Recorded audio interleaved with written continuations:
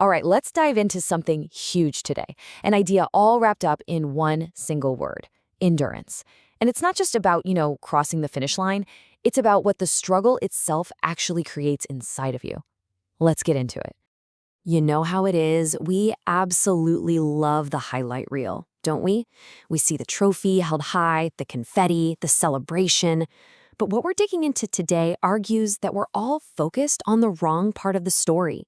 The real work, the place where greatness is actually forged, it happens right here, in the messy, difficult, totally unglamorous middle. So that brings us right to our first big idea here: the myth of instant. The central point is a huge pushback against our culture of quick fixes and overnight success. It basically says, no, we weren't built for easy. We were actually built for the struggle. And that forces you to ask this really essential question. I mean, think about it honestly. Are you chasing the trophy, that shiny object at the very end? Or are you chasing the middle, that transformation that can only happen when you're going through the fire? Because according to this philosophy, those are two completely different destinations. Because here's the crazy paradox, right? Our world just screams instant at us all day long. Instant downloads, instant results, instant gratification. But our true potential, the real, deep, lasting stuff, it's not found there. It's forged in the exact opposite, in the slow, deliberate, and often difficult process of endurance. Now, let's look at this definition of endurance, because this is fascinating. It's not a physical stat, like how fast you can run. It's a behavioral choice. It's all about who you are when nobody's watching, when that goal is miles and miles away, and every single part of you is screaming to just stop. It's that conscious decision to take one more step. All right, so once you make that decision to endure, what happens next? Well, eventually you're going to hit the wall. And that's our next section: confronting the wall. This is that moment of truth we've all felt, where your own body and your own mind seem to declare war on your ambition.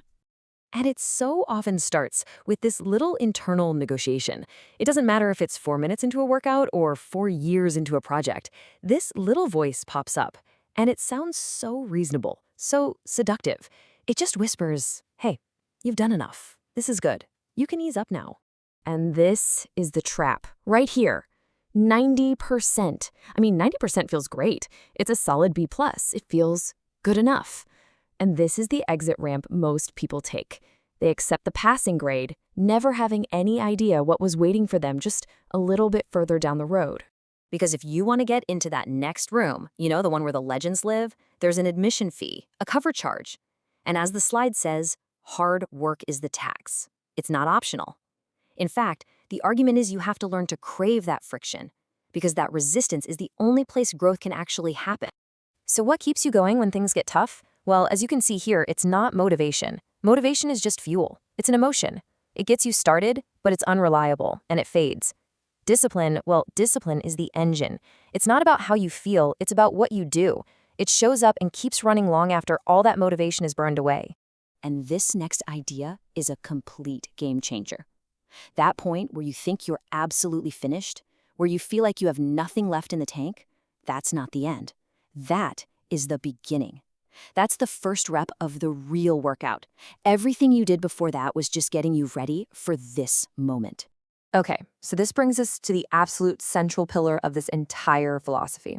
Section 3, the core mantra. This is the one governing rule that really changes everything. Here it is: simple, powerful. The endurance gives you the required result. It's not about your natural talent. It's not about who you know. It's not about catching a lucky break. It is all about your sheer, stubborn, relentless refusal to be broken. And what that really means is your endurance has to be stronger than everything else. It has to outlast your own self-doubt. It has to be louder than the critics. It has to be more persistent than your physical fatigue. And maybe the toughest one of all, it has to outlast the silence. Those long stretches where it feels like nothing is happening and no one even notices. This is really just another way of saying that same thing. You see, wanting something is passive, and the universe, according to this, doesn't respond to want. It responds to work.